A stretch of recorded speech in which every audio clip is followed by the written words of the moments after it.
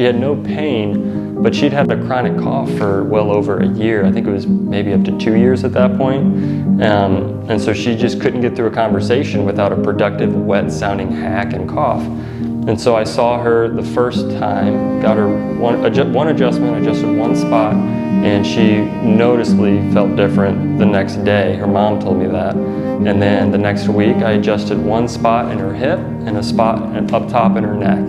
And she hasn't really had that cough ever since, and that was months and months ago. So it's just the power of the nervous system. There was nothing pathologically wrong with her. She didn't have a disease or an illness, but she was just dysfunctioning.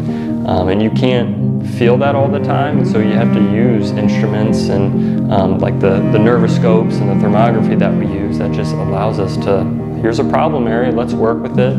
And when her cough went away from that, it was like, okay, this definitely works.